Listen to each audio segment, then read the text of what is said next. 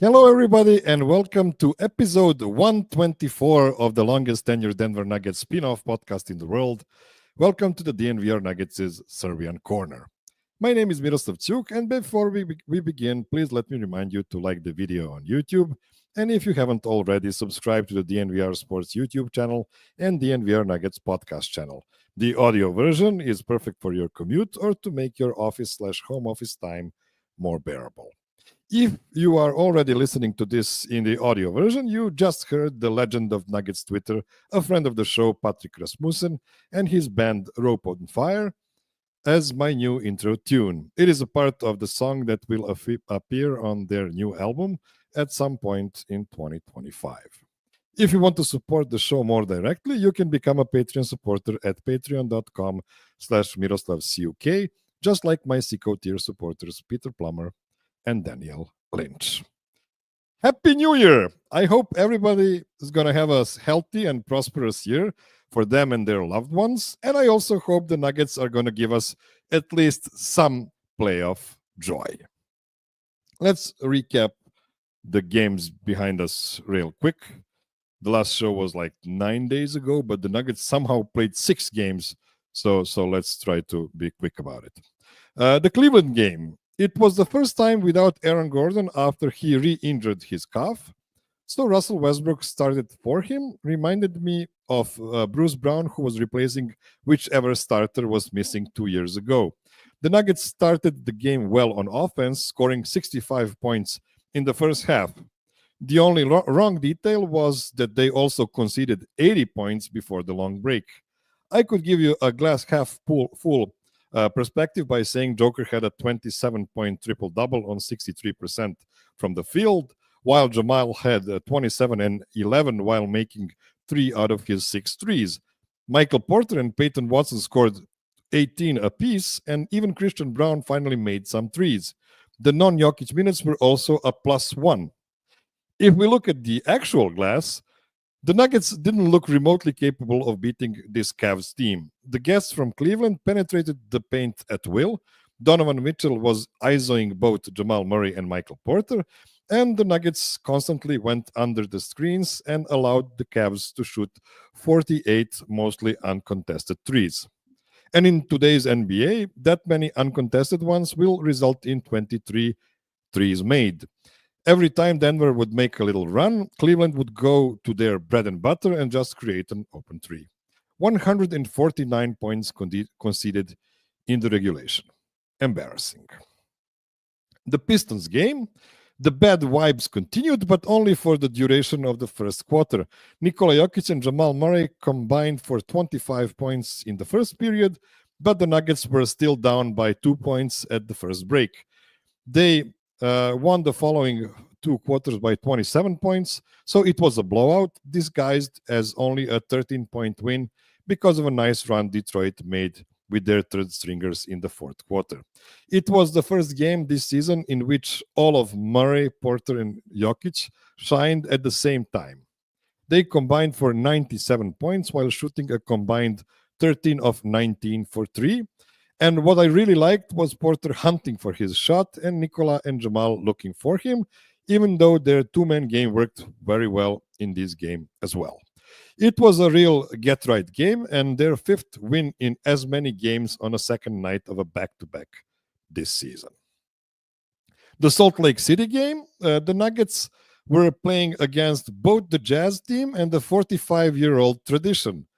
These two teams have been playing each other since 1979, and Denver never won twice in Salt Lake City during the same season.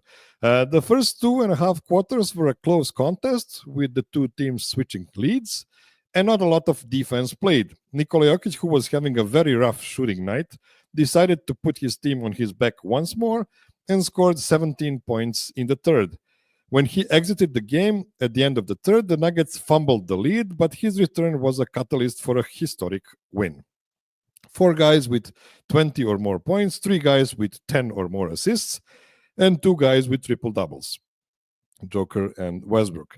That's how well the Nuggets starters played on offense. Jokić, Murray, and Westbrook were the first teammate trio with the double-digit assists since 1992, and Russell Westbrook became the first Joker's teammate to record multiple triple-doubles.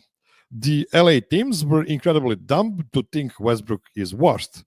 It is so apparent that we get to watch a Hall of Famer every night. The Hawks game, the offensive rhapsody in this game. Joker has never scored more than 22 points versus the Hawks in Denver before, and for good reason. He just loves being a facilitator versus this team. But this time he wasn't the only one. 15 assists for the big guy in only 29 minutes, 11 for Westbrook, 4 for Pickett. Jamal had only 2, but one of those was an amazing pass to Brown. Christian had 4, and one of those was a monster alley-oop to Peyton Watson. 44 assists, no notes. Well, the defense in the first half was lacking. They allowed 71 points, but they also ran the Hawks out of the gym in the third. Finally, you played at the altitude and use it to your advantage. I was screaming for this all season. I really liked the adjustment from Malone deciding to use Pickett instead of Tyson in the regular rotation. It's really fun having a lot of ball handlers on the court. I thought that 4 ball handlers in Murray, Pickett, Strother, and Peyton around DJ worked really well for a few minutes in this game. Just a feel-good blowout win. And now for the last back-to-back. Spurs game, first blood. The game started like a deja vu. There was no defense whatsoever. The ball was not popping. Joker had 12 shots in the first quarter and was a -8 in the period with 2 early fouls. This is why the non-Jokic minutes came 3 minutes early, and they went well at first and horrible just before the big guy returned. Nikola's first assist happened at the 5-minute mark in the second quarter. The Nuggets were down 8 at the half. Again, as usual, the Nuggets made a big push in the third quarter. They won that period by 11 points, with Joker scoring 18 points. Even though Wemby was creating constant problems and Champagne and Keldon Johnson combined for 6 threes off the bench, the Nuggets had what felt like a commanding 5-point lead 2 minutes before the end. They allowed a 20-year-old and a 39-year-old in Wemby and Chris Paul to outclutch them and lost a game some previous versions of Nuggets would never lose. Joker missed a lot of shots in this game and had to be perfect to compensate for bad team defense and lack of production from Jamal Murray. 41, 18, and 9 weren't good enough. Finally, Spurs game, First Blood, Part 2. Only one trend was alive and well after this game. The Nuggets remained unbeatable on the second night of a back-to-back, 6-0.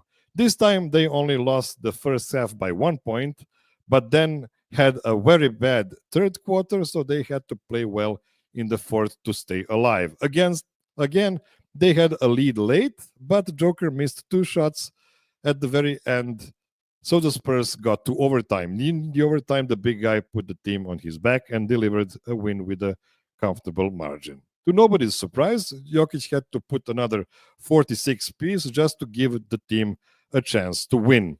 Michael Porter was excellent with 28, hunting for his shot a lot more than usual. Jamal brought another 13 points on 17 shots kind of game, and no other players were in double digits. Especially horrible was Julian Strother, who was 1 of 9 from the field, and I hope Coach Malone will be willing to reduce his minutes in the next few games. All in all, 3 wins in 5 games, 2 versus bad teams, and 1 overtime win against also a bad Spurs team, but a team that has a phenom in Wemby who settled for way too many threes, missed 10 of them, and helped our team win. Oh boy, that was a 10-minute intro. I'm really sorry about this. I promise I will not have as extensive break between 2 shows again. You don't want to listen to me rambling for 10 minutes. Okay, let's get some reinforcements now. First, a movie buff brave enough to have motion picture arguments with my brother Voya, but also a Kevin Durant's Twitter enemy. He is a co-host of a delightful Nuggets podcast called What's in the Game, and a Will that is more popular in Denver than Will Barton. It's Will Jones. Welcome back to the show, Will. Thanks for having me. First of all, I'm a bit under the weather. My voice will sound like Malone after too much rage. So just bear with me, everybody, and we'll get through it. Yeah, I did not catch Malone after that first game versus the Spurs, and I think that was planned.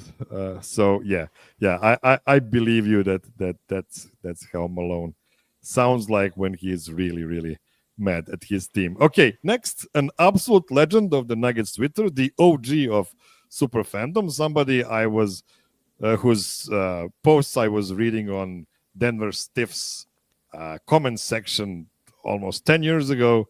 It's Connor Ducey. Welcome back to the show, Duce. Thanks for having me here with two podcast legends.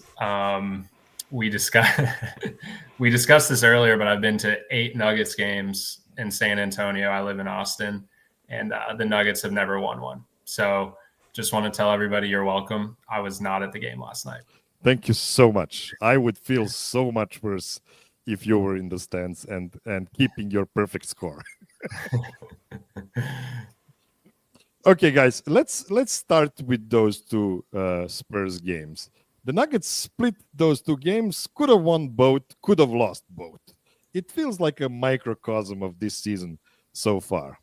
What did you see? Let's start with Will.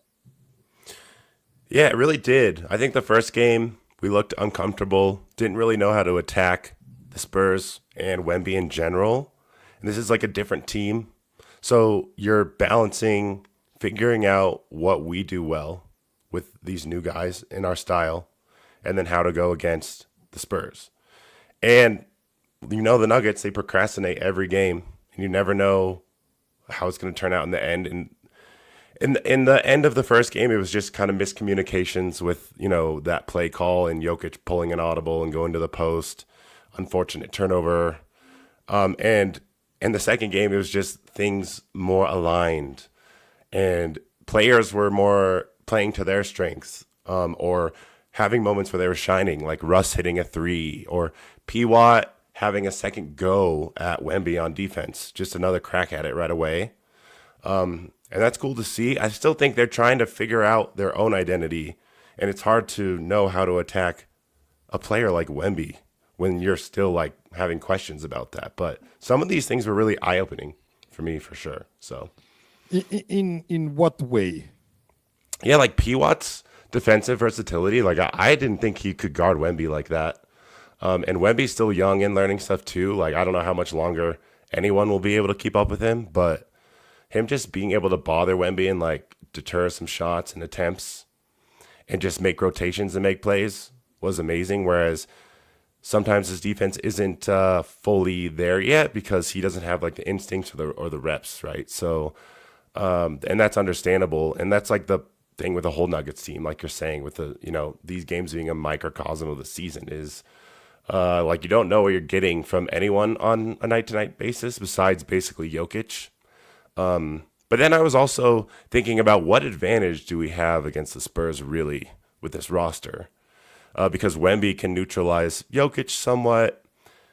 Castle looked pretty good at putting ball pressure on Jamal, so then that becomes more difficult. And then I think MPJ is like probably the answer because they don't have a ton of off-ball defenders who should take him out. But as soon as we went away from Murray and like got the ball into Russ's hands and Jokic, then you can go to MPJ on some sets and he can go off. So I feel like he was like the X factor if you're gonna like need some production against the Spurs specifically. And so that was just another thing that I was like happy to see Mike do.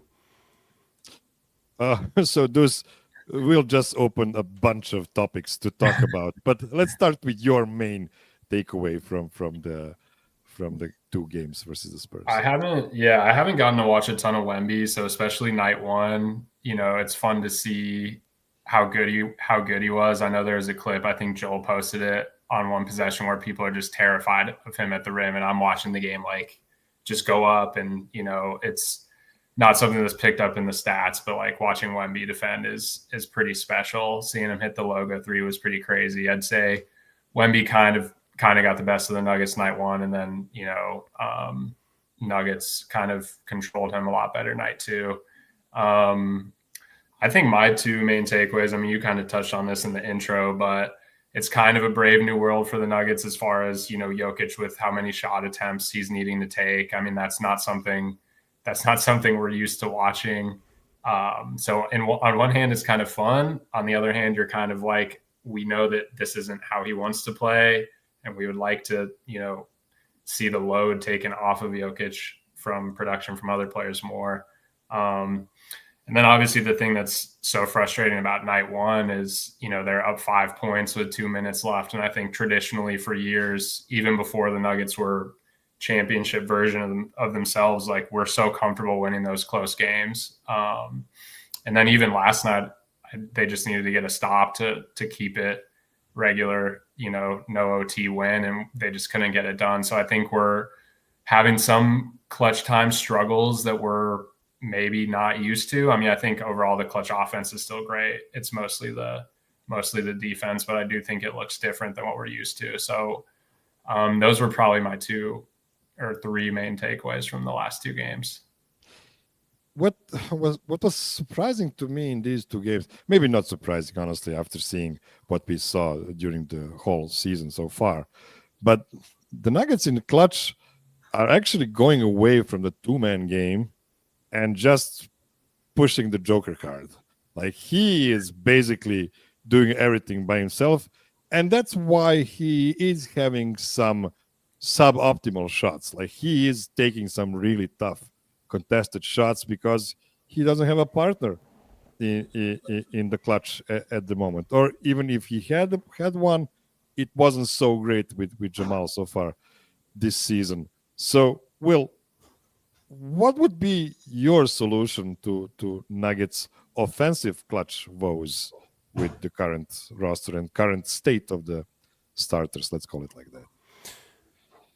I think you got to be, like, if you're Malone approaching it, try to be a little more creative with your lineups with who you have in there. Like in the first game, there was a good argument to be made that we should have like kept someone like Straw there in over Russ, for example, just to get that spacing right. Because then you can't have someone help off Russ, especially if Russ doesn't have the ball in his hands. Like if the play is designed, Russ isn't going to be dribbling or facilitating, then that's a risk that you're taking. And I don't know if Straw there like gets the respect of like veteran players in the NBA and all that yet, but Malone did better last night, like playing P-Watt over CB, for example. So like we're still like learning so much. Like I feel like, this 30 game sample that we have so far in the first third of the season feels like a lot, and like you can draw a lot of conclusions, but honestly, like there's still a lot to still figure out.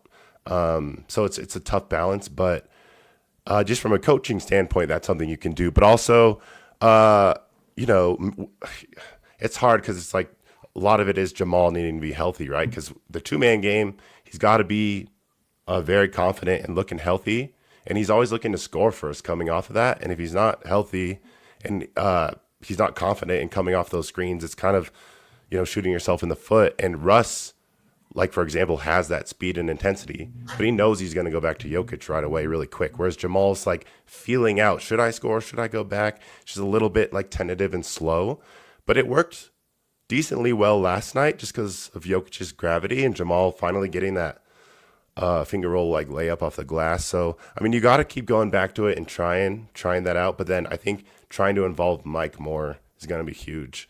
Because like we ran some really nice like screens and ran him off screens for shots. Got to keep looking to that. Don't like freeze him out for sure. Jamal missed 3 or 4 layups last night, but luckily he hit that one late, and that of course helped the team. Duce, I saw your tweet that you, like me, are seeing progress from Jamal from week to week, and yes, he's had 3 pretty bad games in a row just now, but he does look a bit closer to what he usually is in early January. Mm-hmm. Yeah, I think we're approaching normal Jamal. I mean, I actually think that quote unquote overreactions or the reaction to Jamal Murray earlier this year is completely fair. I mean, I think he's played worse than he ever has or like at least he had taken a major step back earlier this year. I think the last 2 games, I think he just missed shots, to be honest. I think he physically looks better. He looks a little more in control of the game in a way which was so shocking earlier this year, where I just didn't feel like he was confident or comfortable.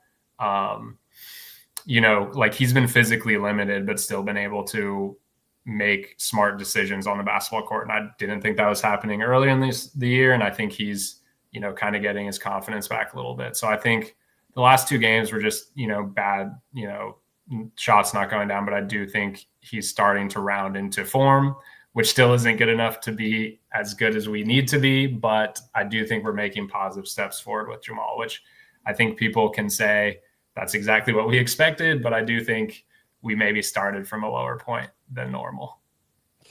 Okay, it is time for our first break, and that means that I need to tell you about Empire Today. If you need new flooring, you don't need to look any further. So many people already enjoy Empire Today floors. Just ask them about their great experience. With Empire Today, you get shop-at-home convenience, the right product for your needs, quick and professional installation, and a price match guarantee.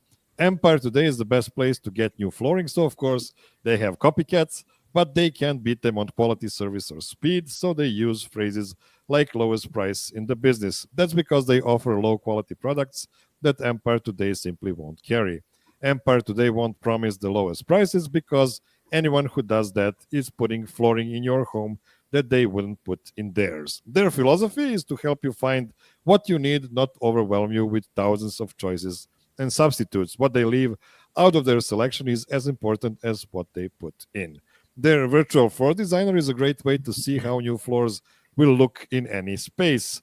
Flooring is all Empire Today does. They live and breathe flooring, so you can be confident you're getting honest, upfront advice. They service their own warranties. If an issue does arise, just call Empire. Schedule a free in-home estimate today. All listeners can receive a $350 off discount when they use the promo code DNVR. Restrictions apply. See empiretoday.com/DNVR for details. That's empiretoday.com/DNVR. Okay, we are back. We touched on one detail, and I think that will help us to turn this show into a more positive way, and that's the fact that it's actually crazy the NBA was so incompetent in integrating a Hall of Famer named Russell Westbrook that he came to play with Nikola Jokić on a minimum deal. We are seeing him, especially now that he stepped into a starting role for Aaron Gordon, taking over games in pair with Jokić and basically making Murray's role look more like Michael Porter's role.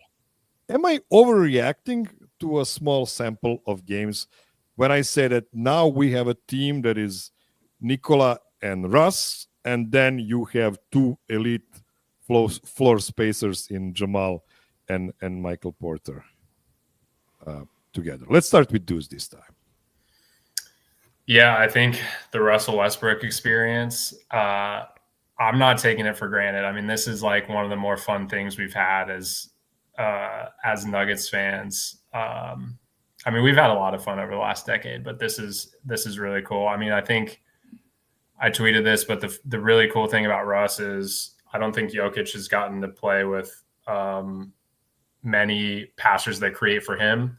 I mean, typically he's the one creating advantages for other players to take advantage of, where seeing some of these passes that Russ is making to Jokić is just really fun. And it's got to be fun for Jokić to actually get, free points basically handed to him. So I think, honestly, I think obviously NBA Twitter, NBA fans at large are low on Russ. And I mean, obviously we're going to see the shooting in a different light in the playoffs, but most Nuggets fans were pretty understanding and excited about the energy he was going to bring. And we've obviously seen that 100%. And that has been so helpful, but I think he's played better than almost anyone could have imagined. Obviously I think some of us were hoping it would be, okay, punch the Russ button with the bench and the bench is going to be better. I mean, of course, he's great with Jokic, which is, most players. So from that perspective, maybe it's a little different than what we expected. But his inclusion in the starting lineup, I don't think the record is fake. I mean, I think it's because he's such a good fit. And, it's different than what I expected and it's better than what I expected. So it's just been, and like his energy is fun. I mean, when he's on your side. So it's just been a blast. What do you say, Will? Yeah, he's far exceeded any expectation I had for sure. I mean, because he's on a minimum deal. I didn't really watch him a ton with the Clippers, so wasn't exactly sure where he was at this point. But I just love seeing a player who, he's obviously super athletic, but maybe he doesn't have the exact talent that the game today demands, like with the 3-point shooting and like the volume shooting. But it's cool to see him just with his mind and his like anticipation in a similar way to Jokic still be effective. Like that's just a fun thing to see and a breath of fresh air for an NBA where it's, some people are complaining about the style of the threes and all that. But also like I was surprised that he can play with the starters with Jokic and Jamal, because I thought we were bringing him in to be with the bench players and help them set them up. And I was wanting less minutes with Jokic and Jamal. So for him to have his best minutes with them was not something I was even wanting to see necessarily, because I thought that might meant something was going wrong. We have it more because of injuries, of course. So that's not good. But when he is playing with them, like I love to see it. And it's just, like we need the starters to get some help too. Like, Jokic is working his ass off out there. And if Russ can make it easier for him, like I'm happy for Jokic. And to see Jokic off ball game and cutting, like he's obviously always been good at cutting, but you just don't get to see it a ton with Jamal when at his best is looking to score off a 2-man game. And Aaron Gordon's a great passer, but Russ is like a Hall of Fame creative passer. So it just is a lot of fun, and I think it's a regular season boost for sure. And the playoffs remains to be seen. It's so like cutthroat and competitive that I am worried about spacing for sure in the shooting, and we'll see how they adjust then. But like the fact that we're even like questioning starting lineups right now because of how Russ has played is pretty wild. The only negative aspect I can point to of Russell's impact is the fact that Jamal Murray is now trying some of his passes and they don't work because there's only one Russell Westbrook in game. I really mean so. Like some of his passes are even more impressive than some of the Joker's passes, which is pretty crazy. So kudos to Russ. And we have an interesting question here. Doesn't that mean that Murray plays KCP's role now? Well, not exactly, because Jamal is still handling the ball, even with Russ on the court. It's just that he's not dragging the ball as much as he used to before the inclusion of Russell Westbrook in the lineup, and the actions just start much quicker now. And Jamal is having his fair share of ball handling, and we've even seen some really nice 3-man actions between the three of them. I remember one, I believe it was against Atlanta, but it's Atlanta defense without Jalen Johnson and without Bogdan Bogdanovic. So I don't know what to feel about that game. But yeah, definitely Jamal looks better since he has less responsibility on his body with the inclusion of Russell Westbrook, which might not be a bad thing for his general health and conditioning going forward. Now I have to be a bit hot takey. Do you agree with me that Russ has been the second best Nugget this season? It's a hot take. I'm not running away from that. I know it's a hot take, but it's just like when you weigh everything, like who has the best case over Russell Westbrook for the second best player this season? Deuce. Probably Porter. Relative to expectations, Russ has probably exceeded them the most. So I think, which I don't, this question doesn't exactly make me happy because I don't think it's where we need to be. But I would say it's probably still Porter, as he's been the second. I mean, it's a tough question to ask. Relative to expectations, I'd say it's probably Porter. Still, I think Jamal Murray needs to be the second best player on this team and should be the second best player. But level of play, I would say Porter, and then probably Russ. And AG was great, but obviously he's just missed a significant amount. A lot of time. Great might be a little far, at least offensively, shooting wise. There was some fun stuff, but tough question. I don't like it. I don't like where my mind went with it. Yeah, early on I would have said, maybe AG, but he got hurt. So it's hard to say him. But I liked how he looked at the start of the season. He kind of, first calf strain injury, then was having some struggles, especially defensively, which is weird to see.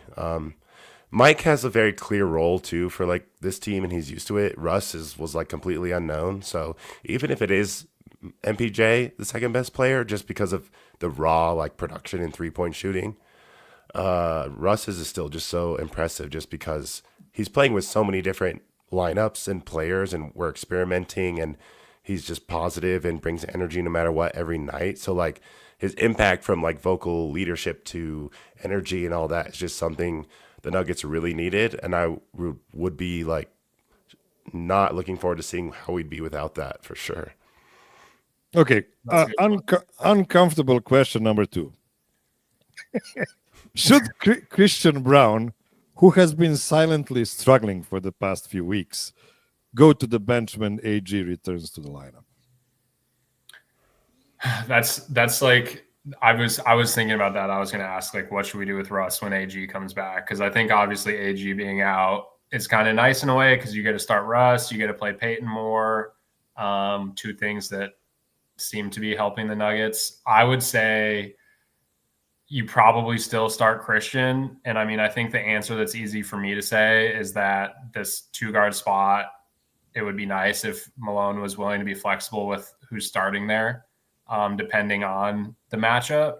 But we've all been here long enough to know that that's probably not what's going to happen. So I would like to see that. I think it would be interesting. I think Russell is playing better than Christian. Although if you had asked me the second best player question 15 games into the season, Brown was an absolute demon for the first part of the season. But I think I would probably, if I want to win more games, probably start Russ. But I think by kind of standard NBA terms, you leave Christian in that lineup and let him work through what he's working through because they need it to be Christian. I definitely keep him out there. Malone's big on that, not benching a guy and trying to stay confident in him and keep that relationship going. He had we knew that he wasn't going to keep shooting 50% from 3, so that was going to come down for sure. If we lose more games and he's in a really long slump and he's not shooting well and his defense isn't quite there, he's a different archetype of defender than KCP. So we're all kind of judging him off of those KCP skill sets, and he's not necessarily that kind of player. So it's hard to judge. But seeing Peyton Watson last night versus the Spurs, I can't lie that I was super curious to see even what it would look like to have P-Watt at the 2 starting and being a switch versatile defender there. Because he can guard quick guards too, and that's what we're kind of struggling with. So that'd be interesting. But I think whatever happens with starters, we should be closing with whatever the best matchups are, and deploying CB and P-Watt and Russ based on what's the strength of that game is, kind of like we used to do with KCP, Bruce, and Christian. So hopefully we can see some more of that and not be afraid to bench Christian in the middle of a game if we have to. I think that's this question to put a slight on Christian because I love Christian. He's one of my favorite players on the team. It's just the fact that when you start with Jamal and Russ, and then you let Jamal rest a bit, and then when Joker is out, you have now Jamal with the bench. And by the way, Jamal is surprisingly good this season in the non-Jokic minutes. He's close to +0. in net rating without Joker this season, which is a huge thing for the Nuggets. And we know how well Russ plays in tandem with Joker. It just feels to me like this solves the minute distribution between the three best playmakers on the team and does not put anybody in like that bad spot where Jamal and Russ are playing together without Joker, because that hasn't been great so far. So that's the only real reason why I would consider putting a Hall of Famer in your starting lineup, even though people were thinking that was the worst possible scenario for the Nuggets, and that would mean that Malone is stubborn and he only wants to play veterans and stuff like that. Yeah, I mean, I think you raise a good point, and I mean, I think the Nuggets, part of the fear with the KCP thing and everything is they're playing with two non-spacers on the floor with AG in most lineups, and I think Russ, with his creation ability, like takes the spacing issue down versus Christian doesn't have that same ability. So, I mean, I think you have a good point. Okay, Will has nothing to add, I guess. So that was a perfectly made point. Thank you for that comment. Silent comment. I'm not going to say that again. I'll keep you on your toes. Okay, let's take one more short break, and then we'll finally talk a bit about Joker. So don't go anywhere.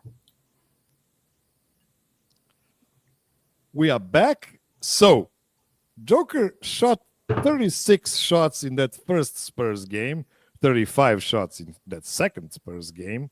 He hoisted 10 threes in that first game, which made sense considering Wemby was patrolling in the paint. We've had several instances of Joker overshooting this season and the team playing badly around him. It looked better in the second Spurs game, but not by much. They still won in overtime. Is this more of a symptom of what Nikola has to do when Jamal goes for 13 or 14 points on 17 shots? Or should he also rethink what is the best kind of aggressiveness he should show in those situations? I think it's a little bit of both. I mean, I think Jokić has gotten a little irritable, maybe, if that's the right word for it, like emotionally a little distressed as the year has gone on. And I think that can kind of show itself in the form of forcing shots. And I mean, I think he's usually better at the rim. I mean, he's missing shots I don't expect him to miss. And I think it's just a little bit of, I don't want to say being in his head, but just not necessarily doing what he wants to do. So I do think the weight of the season and his surroundings is leading him into playing this way. But also at the same time, I think it's just a little bit of, I'm kind of making the opposite point here, but I do think it's good for him to be more willing to get shots up. How much he's playing, how much he touches the ball, where I don't necessarily think it's a bad thing. And personally, I've always felt that Jokić could take more jump shots, make his life less tiring, make the offense, we always work for good shots. And frankly, a Jokić jump shot's a good shot. So while I think it's tough to see him a little frustrated, I like him shooting more threes. And I've always felt like that's an area that if you were going to pick one part of his game that could change and improve, it would be more willingness to shoot jumpers. So I'm actually pretty excited about that. Yeah, I mean, I think it has been needed because we're just down in these games a lot of the time, trying to fight back, or it's incredibly close. And like Wemby hits a three, and then Jokić responds right away and hits a three, and it's like we just like need that. We have a good percentage right when we shoot threes, but we just don't take a ton of them. Mike has been trending up and taking more threes, which is good. But if we're not having other players doing it, I'm happy to have Jokić do it, especially with his accuracy, because he's crazy. But I also think some of it is playing more with Russ in this last stretch with AG out, because Russ just gets the ball back to him so quickly. So he's going to just take those shots for sure.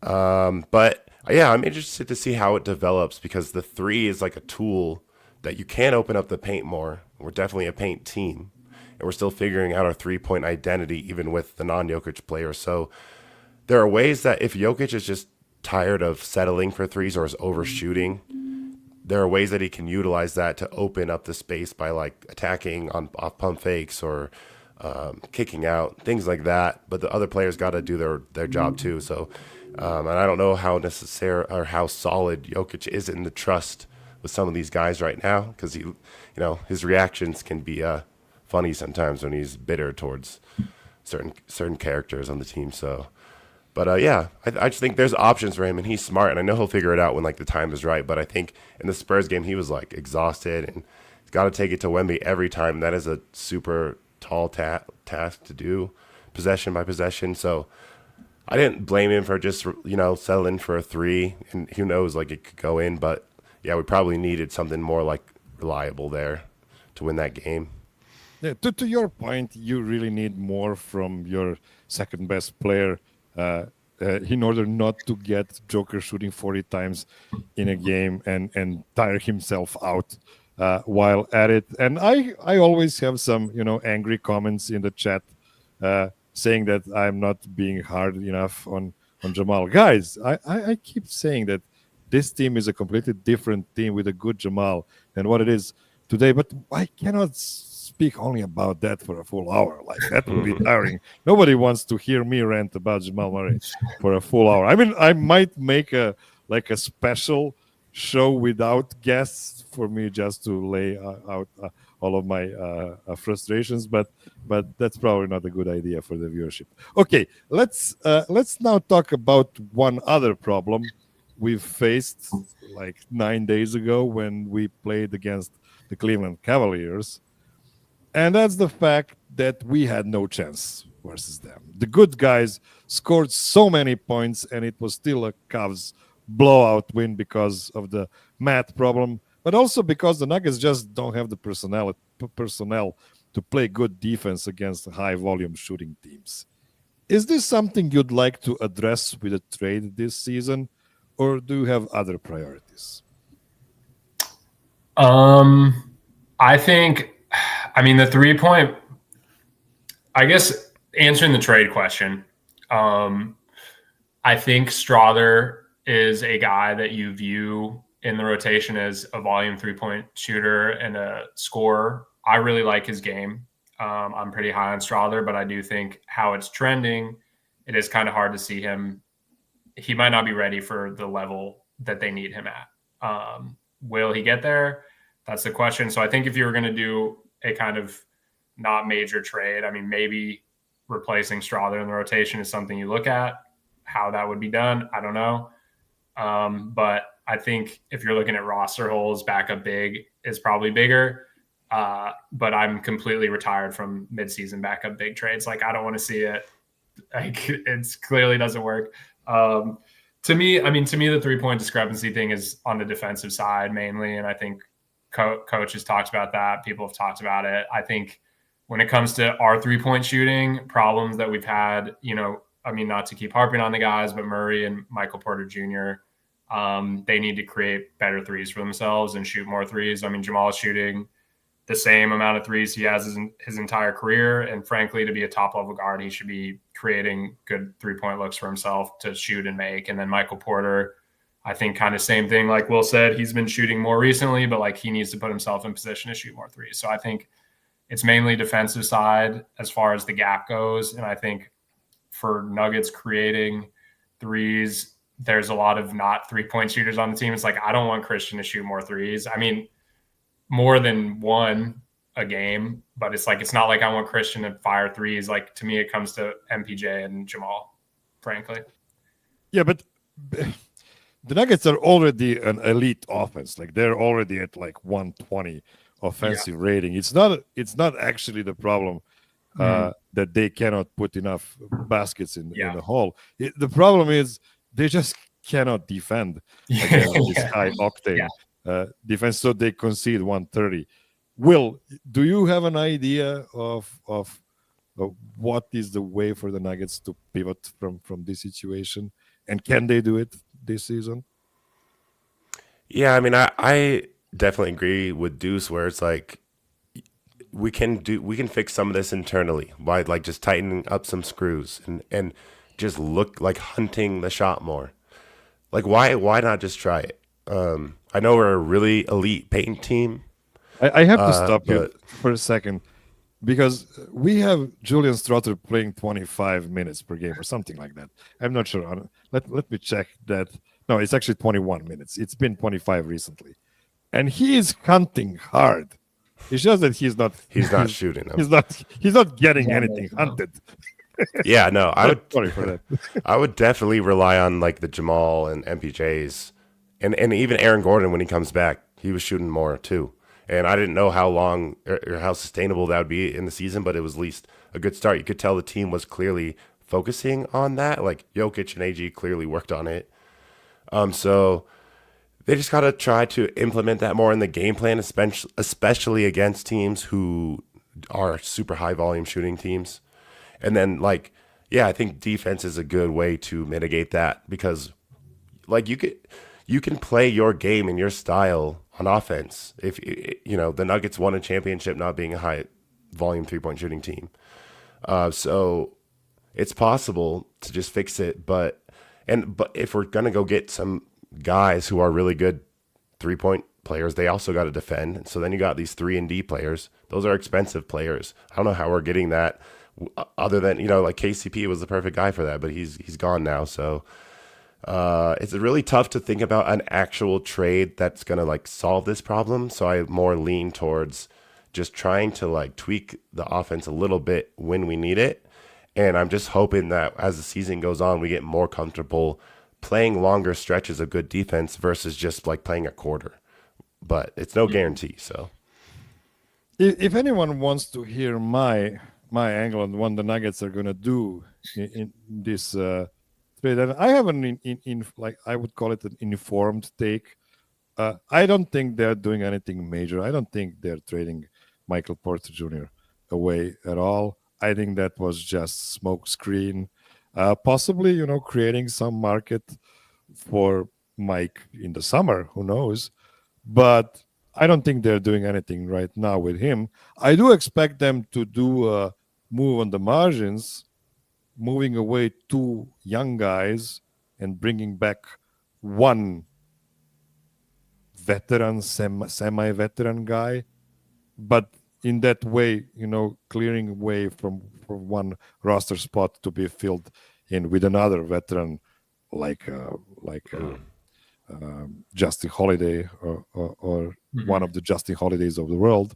So, don't expect anything sexy, but, like Cody Martin or I don't know, like Corey Kispert's, some guy like that. Like, don't expect to get too much for Zeke Naji and plus a guy.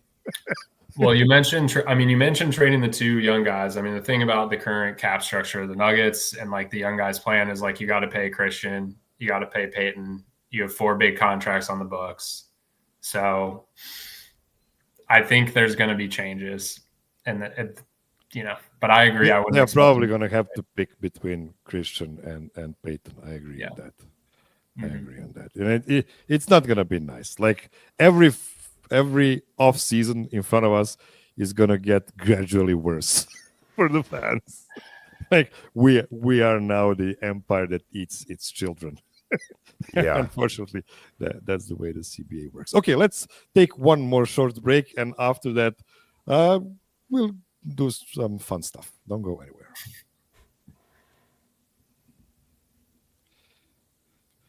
Okay, we are back. So the All-Star votes, the first report from All-Star votes came out something like 5 days ago, and we saw Nikola Jokić leading all players in the West. He's actually only behind Giannis Antetokounmpo as the guy with the second most votes out of all NBA players in the league. Did you guys expect for this to happen while LeBron is still playing? I'm surprised. Yeah, I mean, I'm pretty surprised. I think he's universally judged as the best player in the world. So obviously that's played itself through with fans voting. They're like, we're picking Jokic. So I guess it's just so unanimous that we're seeing that in the fan vote. But it does surprise me. It also kind of just surprised me that Giannis has won to be honest, because for the same reason. LeBron's still playing, Kevin Durant's still playing, so it's cool though. Yeah, I was also surprised. I always think fan voting, it's just a popularity contest thing. And Nuggets fans, like, we try every year to like get Jamal in or AG just by the power of our own market and like galvanizing the fan base, and we can never get them in. So, other fans are really voting for Jokic. So, I mean, he's undeniable, and it's cool to see other fans across the NBA give him some props. So, like, and to pass LeBron. I know LeBron's on the decline a little bit, and maybe people got rubbed the wrong way with the nepotism with Bronny and whatever, but here we are. So, it's shocking. I have a very simple take on this, and it's about how the voting is being done. Full disclosure, I haven't voted for the All-Star this year yet, but I'm guessing it's the same like it's every year. So you go to like a Western Conference and you pick front court guys, and you get guys sorted by the points per game criteria. And you know what? Nikola Jokic is number one in the West in points per game. And you know who is number one in the East in points per game? Giannis Antetokounmpo. So it might be that simple. Like, I know both of these guys are pretty popular, but they're also leading the league in points per game. So it could be that it. But regardless of that, I know that LeBron is making something like 23 points per game, something like that. It's pretty low for his standards. It kind of makes sense for a 40-plus guy, but I don't know. Like even Kareem Abdul-Jabbar didn't score more than 18 past 40, if I remember correctly. Might be even lower than that. So you cracked the code. I think it's that. Like, you cracked the code. The most surprising thing to me is Paolo and Franz top 7. I'm like, apparently the Magic have motion like that. Who knew?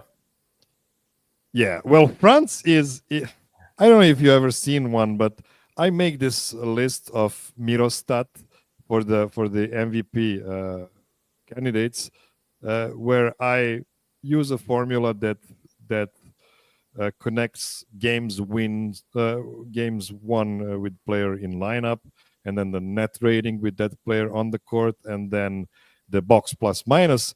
And if you believe me, Franz Wagner is, I think, number 4 or number 5 on that list, even with the injury. Even though he missed like last 6-7 games, he's still like top 5 in the league. He's been great before the injury, and unfortunately, I don't know when we'll see him back. Orlando is just cursed this year. Everybody's talking about New Orleans never being healthy. Come on, they're not good. Like, Orlando was good, and they're not healthy. Yeah. I think we can kiss goodbye to the idea of having a second All-Star this season. But who would you like to see in the other All-Star events from the Nuggets? That is, if you're interested in any of them. Porter 3-point contest. Right? Easy Yeah, answer. that'd be sweet. That's Or the Jokic. easy answer. Or Jokic. Jokic. Yeah, I don't know if Jokic could get around it in time. Oh, yeah, like you wouldn't make it to the final rack, yeah. I don't know, you guys are old enough, but I remember when Antoine Walker was shooting at the 3-point contest, and he made like 6. Same problem. He just couldn't lift enough shots within a minute. He just had a very slow movement with the ball. So, yeah, I agree. Michael Porter, the 3-point contest would be awesome. Like, I don't know if I could see Peyton Watson in the dunking contest, maybe. Like, Yeah, give him a chance to get some tomahawks in, not in a game setting, because he keeps wanting to do that. Let him have some fun out there. It is kind of bizarre. Has there not been a Nugget in an All-Star competition since like Thrill in the dunk contest? I mean, have we had anyone else in there? Was Bones Highland in like a rookie contest or something? He was in like the Rising Stars game. Rising maybe? Stars, yeah. Yeah. Not like one of the not. Maybe not. cares I'm about not that. sure about that. Maybe we Yeah. were just angry because he wasn't in the contest. I'm not sure. God, I love Bones. Yeah, but this time around we have 4 teams and not 2 teams, so that's just a wonderful quirk the NBA have made up. So now we have like rookies and sophomores playing against grown-up men in the other 3 teams. That's going to be interesting at least. Like the old guys will have to play hard against the young guys. They don't want to get embarrassed against them. Yeah. Don't know if I'm going to be tuned in, but if I'm being honest. Yeah, I'm gonna need to find a really good recap of the All-Star weekend, like not more than 20 minutes. Yeah. For me, because it's gonna be at 3 a.m. in Serbia, and I'm just. Do you know what is the city for the All-Star weekend this year? I think it's in Golden State, isn't it? Oh, Oh, so that it might be probably like 3 a.m. in Serbia then. Yeah, that makes sense. Yeah, no, I'm not watching that live. Yeah, we'll see. Unfortunately, Luka is injured, so I don't know if he will be able to play there. Maybe he will, because that's like the body cup between Luka and Jokic. That's my favorite part of every All-Star, because it started when Anthony Davis made like 55 points in an All-Star game. I was like the most points in the history of All-Star game. And I was like disgusting. no, just stop with this. No reason for this. Okay, guys, do you want to plug something before we go? Anything? Go Nuggets. Thank you so much for having me. It's so fun. Thank you to everyone that watched and listened. I think Nuggets, I wish they were maybe a little better than how they've played, but I'm just trying to enjoy the process, and I think they're going to keep getting better. So I'm trying to keep giving myself that mantra to really try to enjoy the season and have fun with it. So go Nuggets. Will, when can we expect the next show? I think we're going to do a show, after the next couple games or so. Come check me and my co-host Grace out on What's in a Game podcast. Follow me on Twitter. I talk with a lot of people on there. Love to talk to you too.